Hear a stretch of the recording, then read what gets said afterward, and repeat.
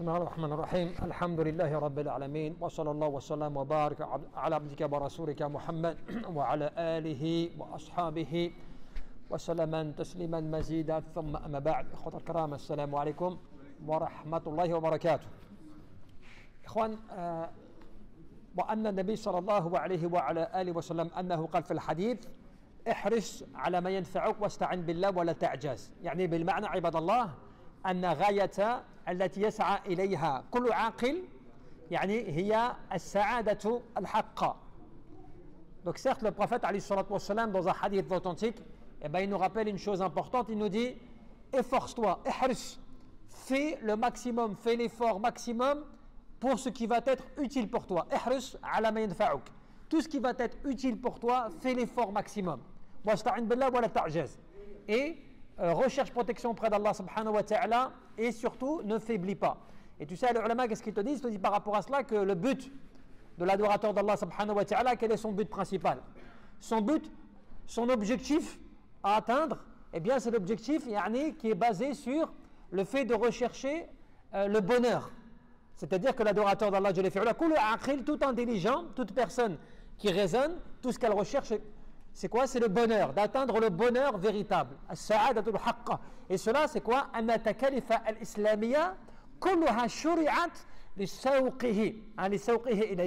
Parce qu'en fait, quand tu analyses la législation musulmane, tu verras que toutes les règles toutes les règles qui sont liées à l'islam, eh bien, elles sont faites pour te ramener vers le bonheur éternel, c'est-à-dire le bonheur auprès d'Allah subhanahu wa ta'ala.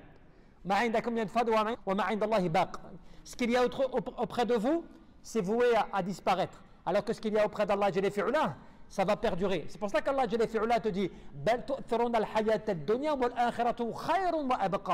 vous désirez ce bas monde, alors que eh bien, l'au-delà est bien meilleur et plus perdurable. Donc quelque chose qui ne s'estompera jamais.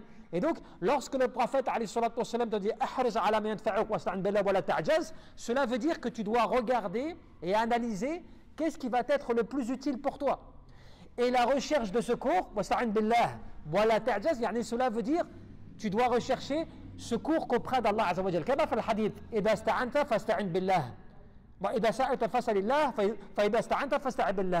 lorsque tu recherches le secours auprès de quelqu'un, ou tu recherches le secours tout court, recherche-le auprès d'Allah subhanahu wa ta'ala. Lorsque tu demandes, tu ne demandes qu'Allah jalla fi'ula. Et lorsque tu recherches le secours, ce n'est qu'auprès d'Allah subhanahu wa ta'ala. C'est pour cela que, fait surat al-Fatiha, qu'est-ce que tu dis? Iyyaka na'budu wa iyyaka nasta'in. C'est toi que nous adorons et c'est à toi ou auprès de toi que nous recherchons l'assistance. Cela veut dire que tu ne peux pas adorer Allah subhanahu wa ta'ala sans l'assistance d'Allah Azza wa Jal. Tu ne peux pas être dans l'adoration d'Allah subhanahu wa ta'ala si Allah jalla fi'ula, il ne va pas t'assister pour que tu puisses l'adorer. Être auprès d'Allah subhanahu wa ta'ala, adorer Allah jalla fi'ula et ainsi de suite. Mais simplement le problème, il en est à quoi? Au fait, qu'est-ce que toi tu vas faire pour toi-même? Qu'est-ce que tu vas analyser pour toi-même? Le prophète alayhi salatu wassalam, eh bien c'est une façon de te dire profite des opportunités, profite de ce que Allah jalla fi'ula, il t'accorde pour te faire pardonner. Le repentir sincère, qui nécessite à quoi? Comment est-ce que tu te repens sincèrement? Il y a trois conditions pour te repentir d'un péché. Awalan, le premier, al-ikhlas. Il faut que tu sois sincère par rapport à tawbah, que tu sois sincère à te repentir. Deux, il faut que tu regrettes, nadam, tu regrettes le péché que tu as commis. Et bien sûr, tu regrettes et tu le délaisses le péché. Troisième condition, le fait que tu décides de ne plus jamais recommencer ce péché. Même si par la suite, il se peut que tu vas retomber dedans, mais ce qui compte, c'est que toi, au moment où tu te repens, tu es sincère.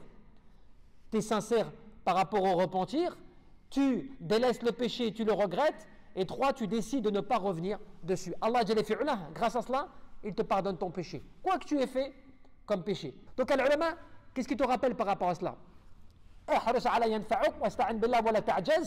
Fais des efforts pour ce qui va être utile. Donc le fait de jeûner, d'être dans le jeûne, de chercher les récompenses d'Allah, tout cela et tout, eh bien c'est une façon, eh bien de, comment dirais-je, d'agir pour Allah, de faire le bien pour Allah subhanahu wa ta'ala et d'agir comme cela de la meilleure de manière. Et surtout, يعني واستعن بالله ولا تعجز. Recherche le secours auprès d'Allah Azza wa Jal et ne faiblis pas. Comment est-ce que tu faiblis? Par le fait que tu t'empêches de faire du bien. Tu as des gens, alhamdulillah, ils ont le temps, ils ont les moyens de faire du bien, ils ont le temps pour faire du bien, et ils délaissent al-amal al-salih, les bonnes œuvres. Ils délaissent les opportunités, ils délaissent les récompenses d'Allah Jalla fi'ula, alors que tu es capable de faire, alors que tu as les moyens de faire, alors que tu ne sais pas que tu dois préparer cela pour toi. Comme on le dit quand tu pars en voyage, tu sais quand tu voyages, souvent, forcément tu t'organises. En général, tu ne pars pas comme cela en voyage du jour au lendemain, tu t'organises.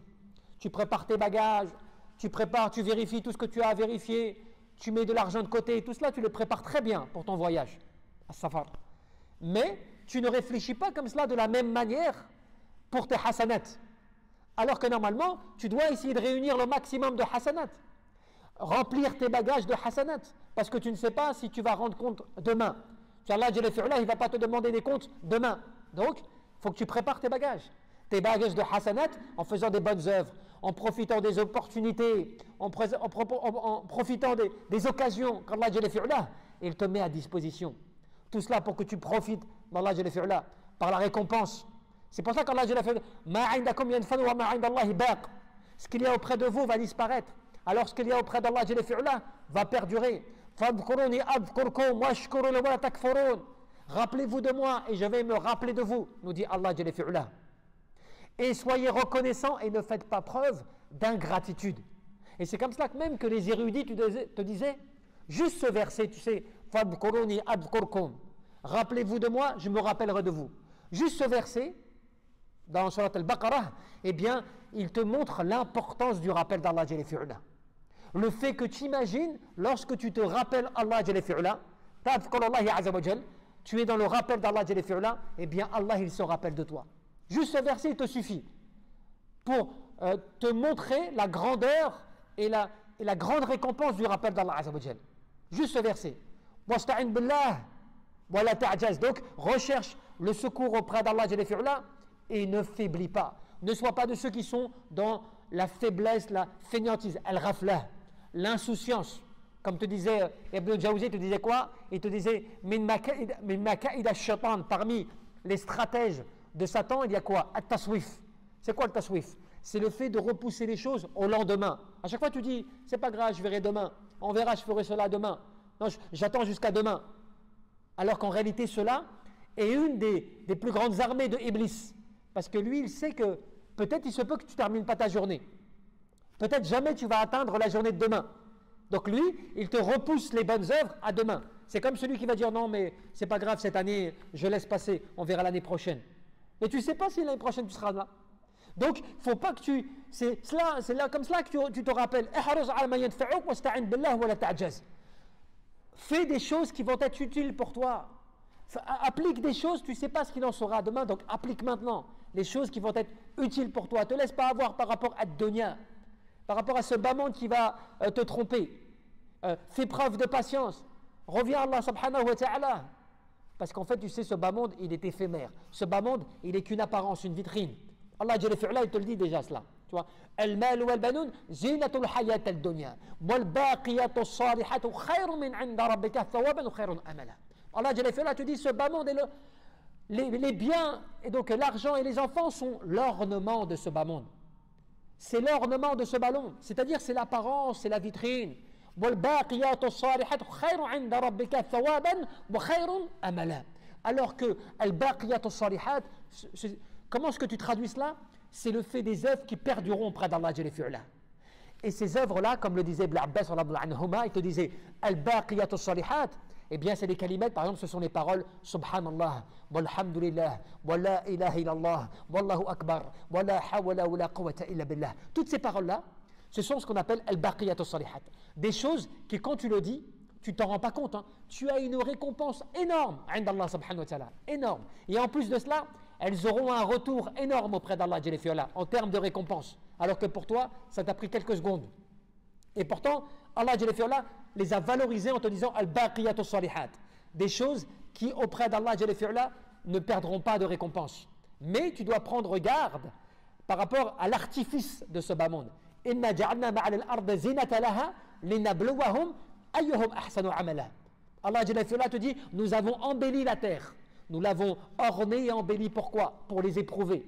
Et voir ceux d'entre eux qui allaient, de quelle manière ils vont le mieux agir. Tu vois? De quelle manière tu vas te comporter.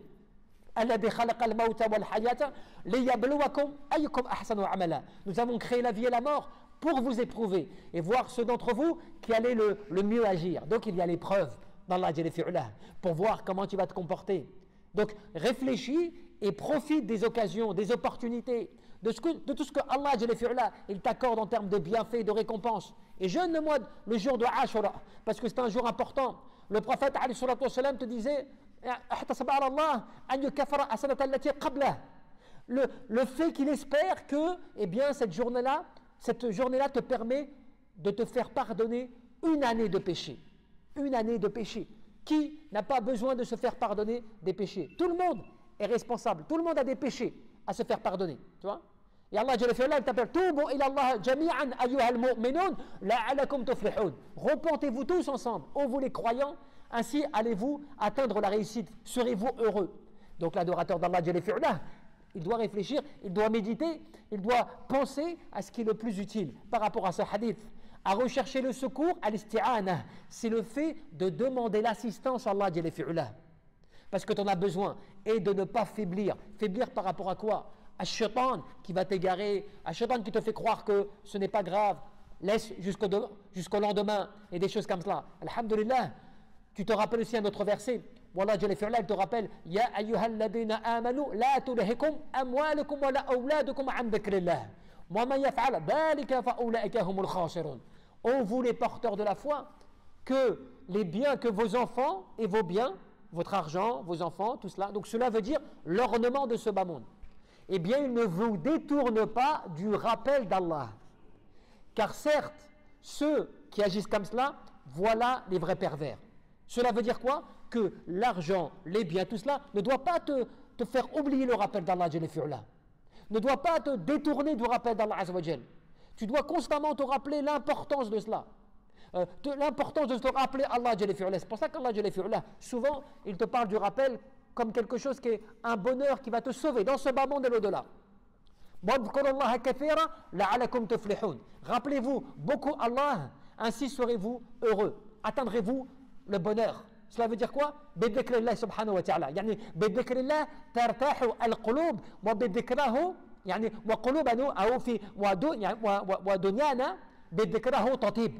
Grâce au rappel d'Allah, qu'est-ce qui se passe? Eh bien, tu vois que ton cœur il vit, que tu t'apaises, et ce bas monde, il devient pour toi peu important par le rappel d'Allah. Pourquoi? Parce que tu te rappelles l'essentiel. Kun fi dunya ka'annaka gharibun aw 'abirus sabil. Tu es dans ce bas monde comme un simple voyageur, comme un simple passant. Tu traverses comme cela. Imagine que ce bas monde, donne-toi cet exemple-là. Tu es comme sur l'autoroute. Tu es en voyage. Tu es sur la route. Est-ce qu'en général, quand tu t'arrêtes sur la station à essence, tu t'arrêtes à la station, à une station, tu considères que cette station-là, c'est ta demeure éternelle. Tiens, je vais m'installer là. C'est bon, je m'installe pour toujours. Jamais quand tu es en voyage. Tu sais très bien que c'est des pauses provisoires. Tu t'arrêtes, c'est provisoire. Au contraire, ton chemin, tu veux avancer vite pour arriver à destination. Eh bien, en réalité, ce bas monde, c'est comme cela. Cette dunya, c'est comme des arrêts provisoires. Tu es là dans ce bas monde, donc temporairement. Mais tu voyages tous les jours. Et ta destination finale, c'est quoi? C'est la mort. N'est-ce pas? C'est dans le sens où c'est la tombe. Et donc, tu te dois de te rappeler cela. Donc, sois dans ce bas monde comme un simple passant ou un voyageur. Et c'est pour ça que Abdullah ibn Umar, le fils de Omar ibn Khattab, qu'est-ce qu'il disait? Il disait, par rapport lorsqu'il citait ce hadith, Kun fi dunya ka'annaka gharibun aw 'abirus sabil, il te disait, Idha amsayta fala tantadir as-sabah. فإذا أصبحت فلا تنتظر المساء خذ من صحتك لمرضك ومن حياتك لموتك. Lui, à chaque fois qu'il citait ce hadith, il disait cela veut dire que lorsque tu es au matin, n'attends pas le soir. Et lorsque tu es au soir, n'attends pas le matin. Fais de ta bonne santé ta maladie et de ta vie ta mort. Qu'est-ce que cela veut dire? N'attends pas le lendemain pour faire les choses. N'attends pas le matin en te disant tiens, je vais faire les choses le soir. Dans le sens où c'est pas grave, je retarde jusqu'au soir, jusqu'au lendemain, alors que tu ne sais pas ce qu'il en est. Lorsque tu es en bonne santé, que tu es jeune, tout cela et tout, profite, maintenant. N'attends pas d'avoir la maladie, tu vois. Là, tu vis, profite, avant que vienne à toi, eh bien, la mort, les choses comme cela. C'est cela le rappel. C'est le rappel d'Allah quant au fait que Allah subhanahu wa ta'ala, il te demande de te rappeler de cela pour que tu te sauves de ce bas monde, que tu te protèges de ce bas monde. Comme le disait le prophète, alayhi salatu wa sallam, dans le hadith, يعني لا ينجو يعني العبد أن العبد لا ينجو من الشيطان إلا بذكر الله. L'adorateur d'Allah subhanahu wa ta'ala, il ne se secourt pas de Satan, il ne se sauve pas de Satan si ce n'est que par le rappel d'Allah. Donc si tu veux être sauvé, protégé de Satan, si tu veux diminuer les attaques de Satan sur toi, l'impact de Satan sur toi, qu'est-ce que tu dois faire? Tu dois revenir au rappel d'Allah. Tu dois revenir au rappel d'Allah. Parce que le rappel d'Allah, c'est une lumière. Donc quand tu commences à te rappeler d'Allah, Shaitan, il craint. Shaitan, il s'affaiblit. Shaitan, il s'éloigne de toi. C'est comme si quelque part, pour lui, tu devenais quelque chose de répugnant. Il n'arrive pas à s'approcher de toi. Par le fait que tu es fait dhikrillah dans le rappel d'Allah. Mais lorsque par contre tu es négligent dans tes rappels, tu es négligent dans le rappel d'Allah, Shaitan, il se rapproche de toi. Il commence à avoir plus d'impact sur toi. C'est pour ça qu'il ne faut pas négliger al-adkar, al-sabah wal-masa, tes invocations du matin et du soir. De ne pas négliger tes invocations avant de manger, quand tu rentres chez toi, quand tu sors de chez toi, surtout avant de te coucher le soir.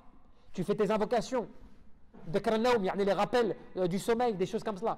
Tout cela, pourquoi? Parce que Shaitan, tout ce qu'il veut, c'est te pousser à la négligence, que tu deviennes négligent, que tu oublies le rappel d'Allah. Et donc lui, il aura plus d'impact sur toi. Mais si par contre tu es dans le rappel d'Allah, il te craint, il a peur de toi, il s'éloigne de toi, tu deviens pour lui quelque chose qui le répugne, quelque chose qui le repousse, qui le dégage en fait de la situation dans laquelle il se trouve avec toi. Mais dès que tu diminues ton rappel d'Allah, eh bien forcément il a plus d'impact sur toi. Voilà pourquoi Allah il t'appelle au rappel. Rappelez-vous de moi, je me rappellerai de vous. Allah par le rappel d'Allah Azzawajal. Ou dans Surat Taha, quand Allah te dit, mais il a révélé ce Coran pour qui? Pour ceux qui vont le craindre. Il va être un rappel pour ceux qui veulent craindre Allah. Donc, c'est pour ça que min asma'i al-Qur'an, parmi les noms du Coran, c'est quoi? Ad-Dhikra, le rappel. Parce que le Coran, il est là pour te rappeler l'essentiel, ce bas monde, l'au-delà, tout cela, tout ce qu'il en est, la récompense, le paradis, l'enfer. Il est là comme un rappel. Tabsiratan wa dhikra li kulli 'abdin munib. Il est quoi? Un appel à la clairvoyance et un rappel pour tout adorateur qui veut quoi? Qui veut se repentir, qui veut revenir à Allah avec un cœur repentant. Donc, tu te rends compte que plus tu es dans le rappel d'Allah subhanahu wa ta'ala, plus tu es avec Allah, plus tu es protégé. Donc, rappelle-toi ce hadith. Profite, fais l'effort de ce qui va être pour toi le plus utile. Et il ne t'a pas dit dans quel domaine. Hein. Il t'a dit, cela veut dire, qu'est-ce qui va être utile pour toi? C'est à toi de réfléchir. Eh bien, c'est mes bonnes œuvres, toutes les hasanat, toutes les bonnes actions, me rappeler l'au-delà. Tout cela pour quand? Pour demain, lorsque je vais rendre des comptes devant Allah subhanahu wa ta'ala. Voilà ce qui va être utile pour moi. Wasta'in billah, recherche protection ou secours ou assistance auprès d'Allah. Pourquoi? Parce que c'est Allah qui va t'assister. Wasta'in bis sabr wa salah, inna Allah ma'a sabirin. Recherche la patience dans quoi? Et l'assistance dans quoi? Dans la prière. En adorant Allah, en te consacrant à l'adoration d'Allah subhanahu wa ta'ala, fil ibadah, dans l'adoration. Tout cela va t'aider à te rapprocher d'Allah, à être aimé par Allah subhanahu wa ta'ala, à craindre Allah, parce que la taqwa aussi, tu sais, la taqwa, la piété, eh bien, elle te rapproche d'Allah. Inna Allah ma'alladina taqaw walladina hum muhsinun. Allah, il est avec ceux qui le craignent, avec ceux qui font preuve de bienfaisance. Donc, tu n'as pas d'excuse, alhamdulillah, tout est à portée de main. Tu as le Coran, tu as les hadiths, tu as le rappel d'Allah, tu as accès à la science, tout cela. Simplement, il faut que tu te rappelles tout cela pour que tu profites. Et rappelez, parce que le rappel, il profite à qui? Aux croyants, à ceux qui ont la foi, à ceux qui sont dans le rappel d'Allah. Eux, ils vont se rappeler. Tu vois? واذكر الله ذكرا كثيرا, tu vois. اذكر الله ذكرا كثيرا, rappelez-vous beaucoup Allah subhanahu wa ta'ala, nous dit Allah jalla fi'ala fi kitabih. Donc c'est comme ça, alhamdoulilah, que si tu veux profiter du bien, ne pas manquer les occasions qu'Allah jalla fi'ala il te donne, tu veux être protégé par Allah subhanahu wa ta'ala, tu veux éloigner Ash-Shaytan de toi, eh bien, sois dans le rappel d'Allah azza wa jal, fais les efforts dans ce qui va être le plus utile pour toi, recherche le secours auprès d'Allah subhanahu wa ta'ala, et surtout ne faiblis pas pour que tu puisses atteindre, Inch'Allah, la récompense auprès d'Allah azza wa jal. Wallahu a'lam, tabaraka wa ta'ala.